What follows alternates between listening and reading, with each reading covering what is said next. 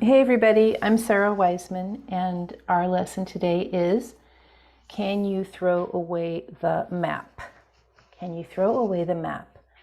This commitment to living from soul will take you on an unexpected journey, whether you travel the world or you stay at home, whether you meet many people or only a few, whether you achieve worldly success or live a simple life. Yet in all cases, this walking on the path in your own way, throwing away the map and letting the light lead. This is walking in the mystery, and it is the sweetest, most profound way to live a life. So what they're talking about, just going backwards, these messages are channeled from guides.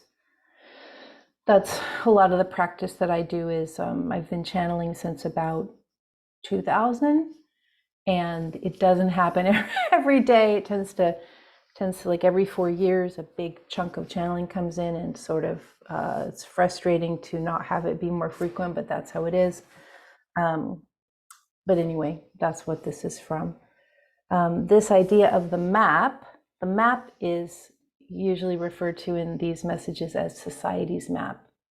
Society's map that we are, handed at the time of our birth, like, hey, you were born as a man, you were in this place, you were born as a woman in this place, you were born into this family, this culture, this life situation. So here's your map, and here's what society would like you to do.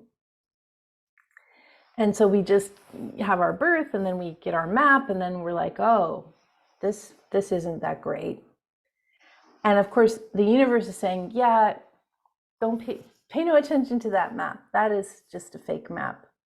That map is a puny little idea, this tiniest sliver of what you could really experience in your lifetime.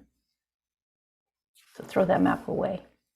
And a lot of us don't get to throw our maps away until maybe if we were in our young adulthood, in like our 20s, we start to look at the map and go, gosh, I don't really care for this map. Who made this map?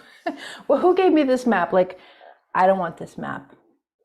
But there is so much pressure because everybody else has their little map that they're carrying around going, we have to follow the map. Aren't you following the map? If you don't follow the map, terrible things will happen. It's not true. So this idea of throwing the map away and just beginning to pay attention, and then combining that with the idea that we've been talking about previously, this idea of answering your calling, and answering your calling continually through a lifetime, not just when you're in your 20s, but like answering it in your 30s, your 40s, or 50s, because the calling comes in different ways at different times as your own understanding increases. So this idea that when you throw away the map, you're sort of working outside of the societal paradigm that was given to you. And then it's kind of amazing what can happen.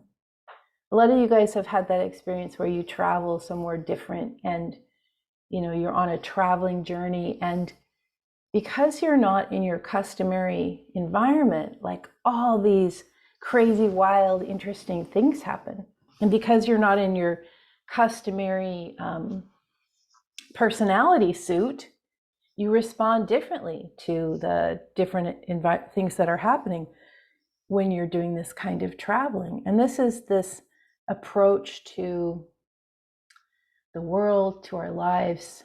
This is what we want to have always. We want to get out of that habitual way, or that stuckness in the paradigm. We want to be with what is in this state of approaching it from curiosity, from openness, from open-heartedness, and approach it from that way.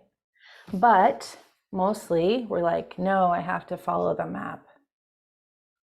So it's great to kind of think about what's the map that you're working from now that isn't really yours.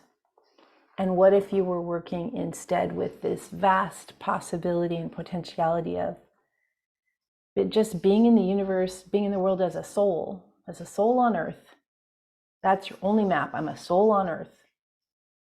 And so now what? Very different than that narrow, narrow view. Here's where we go. Here's what we do. Here's how we act. Here's how we dress. Here's what we eat. Here's how we live. I'm a soul on earth. This lifetime, I'm a human being. I'm a divine being in human container. And what can I create? What can I contribute? What can I experience? What can I understand? That would be a more interesting way to live. I'm SARA Wiseman, and I will see you next time.